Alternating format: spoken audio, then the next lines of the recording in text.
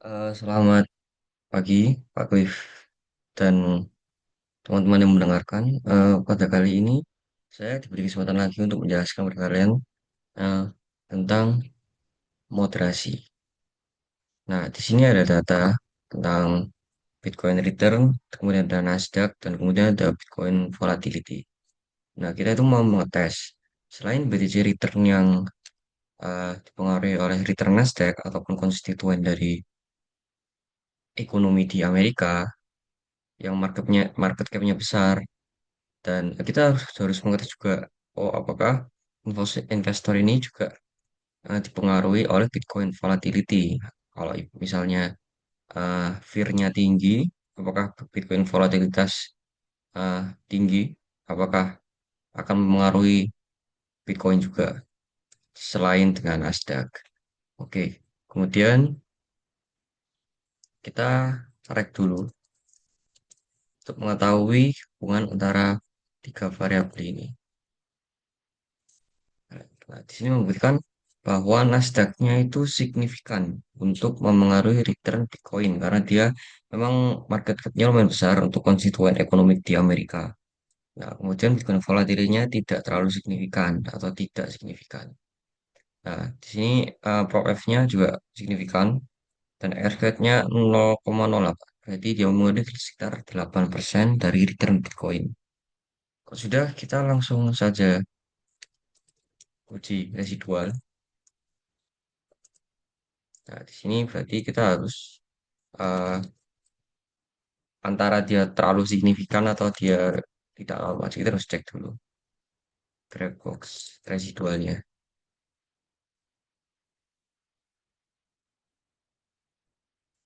Oke, ternyata lumayan banyak untuk outliernya ya. Tapi sebenarnya untuk di sini sendiri data saham itu sangat susah untuk dinormalitaskan teman-teman. Karena ya justru yang dipakai oleh normalitasnya itu adalah yang biasanya signifikan. Jadi kalau misalnya kita delete residualnya, itu biasanya malah menunjukkan signifikan yang rendah gitu karena ya emang yang harusnya membuat signifikan itu adalah outlier-outliernya. Ini juga dibuktikan oleh jurnal. Nanti waktu di akhir video saya akan kasih referensinya. Itu juga menjelaskan bahwa fat tails atau residual yang tidak normal itu selalu ada di data saham. Jadi biasanya peneliti tetap lanjut, cuman dia ditambah dengan menggunakan seperti uji Garch ya untuk menguji fatal tersebut. Nah, jadi sebenarnya tidak wajib untuk eh, menghapus semua residualnya. Nanti saya akan tunjukkan kalian kalau misalnya ini dihapus sama enggak gitu. Perbedaannya itu bagaimana. Kalau misalnya kita lanjut, Viv ini untuk Multico. Jadi untuk mengetes apakah Nasdaq dan Bitcoin volatility ini bergerak secara linear. Kalau misalnya bergerak secara linear, berarti dia ada berkesinambungan yang cocok. Berarti ya itu kayak istilahnya berjalan searah, ngapain perlu dua variabel gitu ya. Nah, kalau misalnya di atas 10 itu aman teman-teman. Sorry, kalau di bawah 10 itu aman teman-teman. Kalau misalnya di atas 10 ya kita harus eh, pilih variabel lain atau ditransform atau eh, gen gitu ya untuk mencari meannya. Nah, kemudian kita hard test. Oke, di atas 0,05 kawan. Masih aman. Ini menguji apakah ada eh, error di waktu-waktu tertentu atau persebarannya itu tidak normal. Tuh. Kalau misalnya sudah, kita untuk lebih aman ya teman-teman, kan bisa pakai VCE Robust.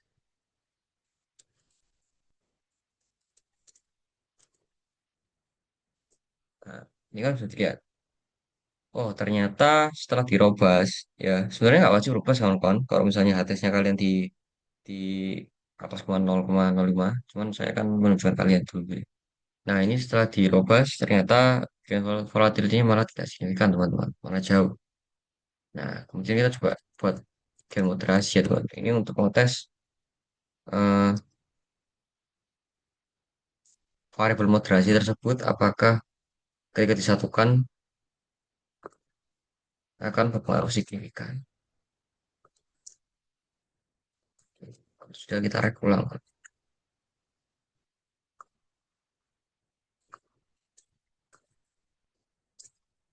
Nah, sini teman-teman, ternyata kelihatan sekali bahwa variabel moderasi itu sangat memengaruhi Bitcoin Reader. Jadi dia Bitcoin Reader itu lebih dipengaruhi oleh moderasi, yaitu campuran dari Nasdaq Ether dan Bitcoin Volatility.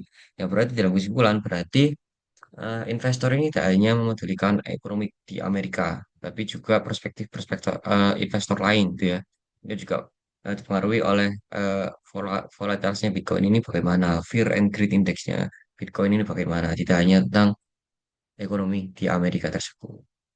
Kita lanjut, lanjut lagi teman-teman. Kita coba cek VIF. Nah, VIF ini masih aman di 2,76. Seperti yang tadi berarti tidak ada sama sekali tidak ada garis linear di antara tiga variabel tersebut. Oke, sekarang kita lanjut ke crash. Kalau OS kalian juga harus hapus lagi ya, teman-teman, supaya tidak double.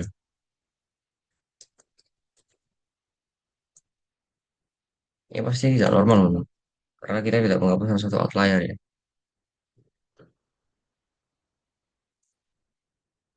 Atasnya masih normal. Soalnya kalau mau lebih aman kita pakai VC Eropa saja.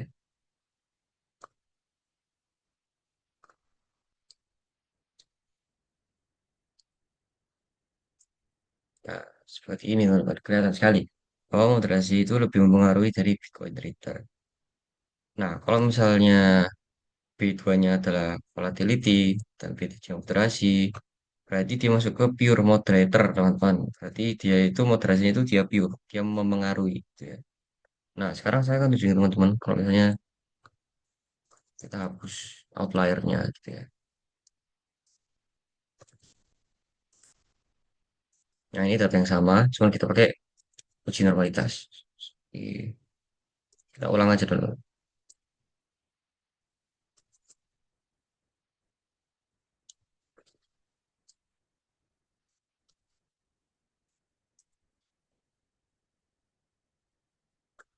Berarti di atas 15 dan 15. Oke.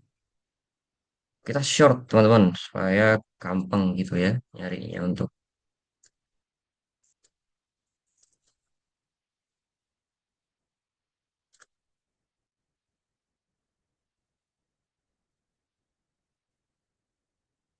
Jadi kalau udah kelihatan 15, langsung ke 15 ke bawah, teman-teman, karena itu masuk ke outliernya ya. Grab box lagi untuk ngecek. Oke, kurang satu di bawah 15. Jadi di 14 ini. Nah, ini kalau misalnya kita pakai uji normalitas residual, teman-teman. Kita eh, tes ke atas ya, sebelum ke tes. Ternyata dia udah signifikan, dia di atas 0,05. Datanya residualnya bisa dipakai. Dan Viv untuk uji multicore tadi aman, KH tes. Oke, aman. Kemudian kita coba rek ulang, teman-teman. Oke, di sini masih signifikan ya. Kita coba buat gen moderasi.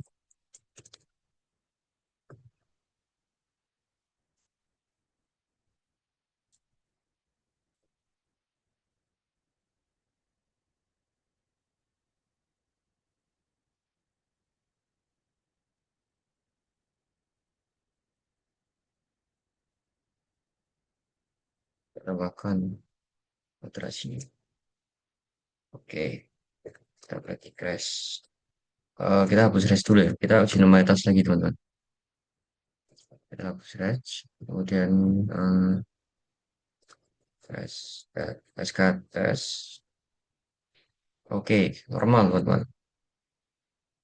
Berarti kita fit. Uji multiko aman. Kita tes aman. Dan kita coba pakai robust, teman-teman ya.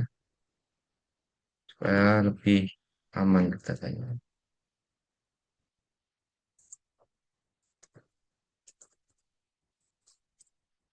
Oke, masih sama pure moderator teman-teman ya, masih signifikan, eh, sangat signifikan sekali. Kalau misalnya kita gabung dengan moderasi, Nasdaq dan Bitcoin volatilitasnya itu jadi tidak berpengaruh karena dia lebih dipengaruhi oleh moderasinya. Dan berikutnya kita akan coba ke mediasi ya, teman-teman. Data mediasi ya, di sini ada data mediasi, teman. Berbeda dengan moderasi. Kalau misalnya moderasi itu dia membuat variabel baru yang memoderate terhadap dependent. Sementara kalau yang mediasi, dia mengecek apakah variabel tersebut itu secara tidak langsung memengaruhi variabel ini dan kemudian memengaruhi dependent juga. Jadi dia seperti menyalurkan. Kalau misalnya moderasi kan dia membuat variabel baru gitu ya, teman. Nah, kita sama seperti yang moderasi ya, teman. Kita rek dulu. Cuman bedanya kita rek satu-satu teman. Untuk, nah ini yang dinamakan dengan total effect. Jadi kita menguji ya, gitu.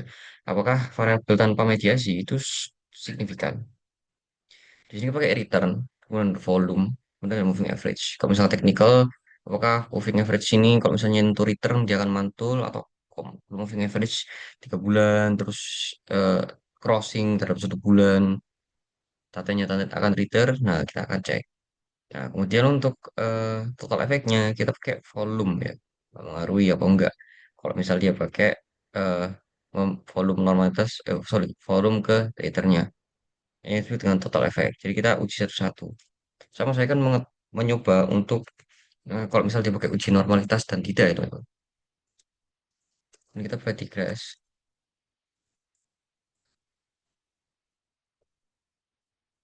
Ini kita tidak pakai eh, uji normalitas dulu ya. Ini sudah dilihat tidak normal. Dan kita fifth. Kita tes. Oke, tidak normal. Maka kita harus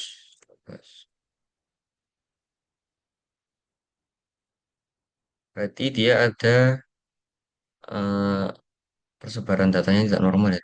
Ada error di suatu titik tertentu. Dia sebagai VCE.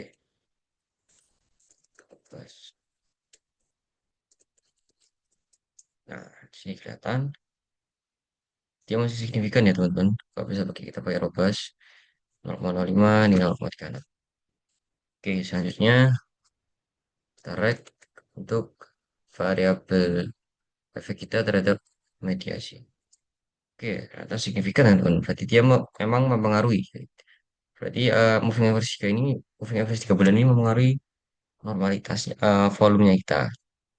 Ya, ini banyak teman-teman, sekitar 67% berarti. Oke, next kita fifth lagi. Kita tes. Oh, kita coba pakai rest dulu. Kita hapus restnya dulu. Kalau enggak, dia sudah teridentifikasi di crash. Kata stress. Oke, masih tidak normal ya teman-teman. Coba tes sama sekali tidak normal. Kita rek volume VCE robust. Oke, masih signifikan ya teman-teman. Dan kita rek ketiganya.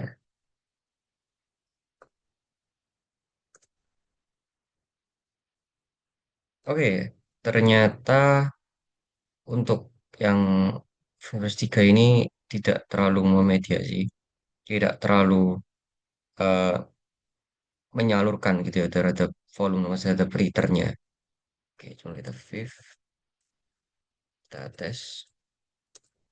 Masih normal ya, teman.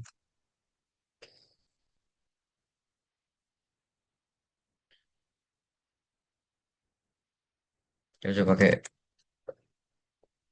robust ya, teman-teman.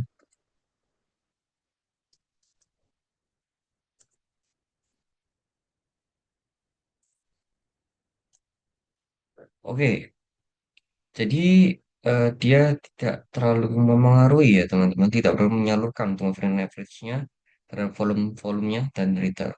Jadi returnnya ini lebih dipengaruhi oleh volume node dan dia tidak dan moving average juga tidak terlalu memediasi. Nah, coba kalau kita pakai uji normalitas teman ya. Kita ulang track return, kita total efek dulu. Oke,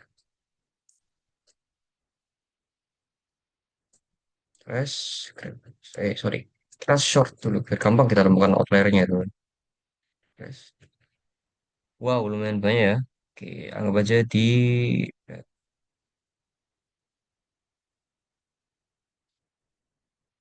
hmm,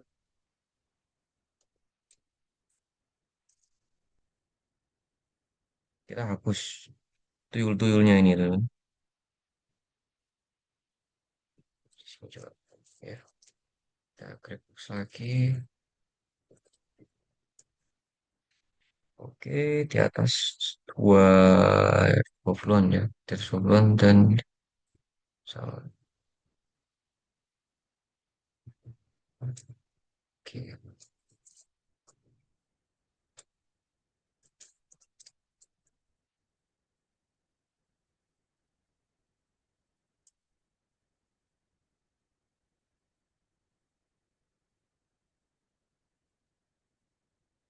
baik.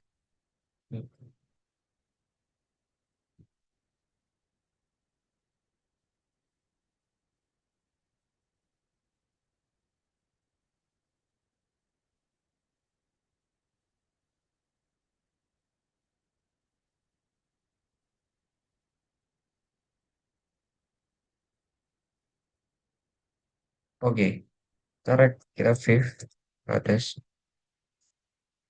normal ya teman-teman. Dan kita lanjut untuk efek mediasinya ya teman-teman ya. Oke,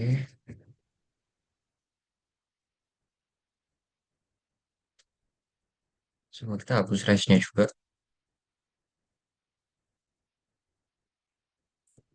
Kita tes rating. Kita rate. Oh, kita back dulu ya teman. Rating crash, crash. Oke, sama juga tidak normal. Kita back lagi.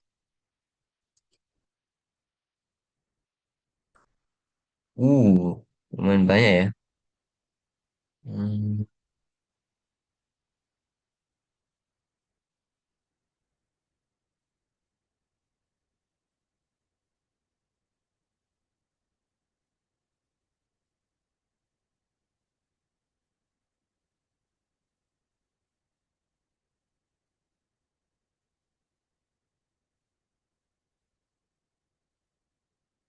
di atas dua, di atas 0,.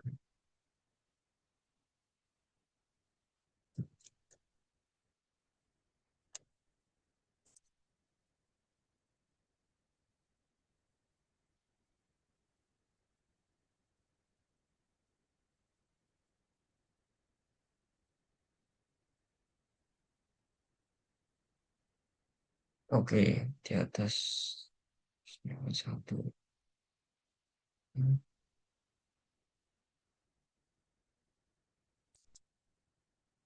Oke, kita SKT terus lagi. Oke, kita tes. Oh, kita fit, tes. Aman. Kemudian kita cek untuk ketiganya ya, teman-teman.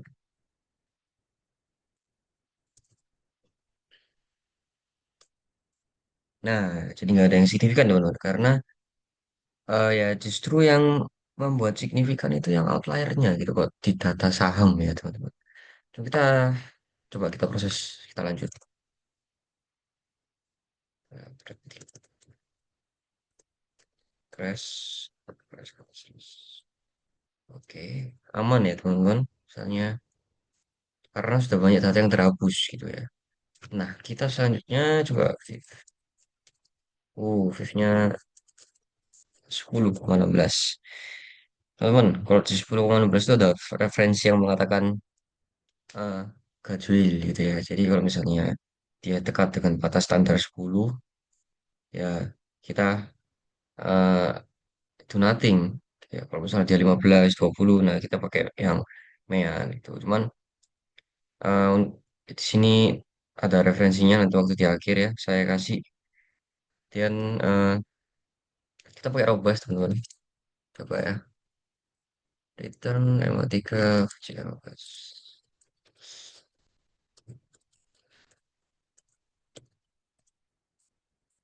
Oke, sama saja teman-teman. Tidak ada yang signifikan.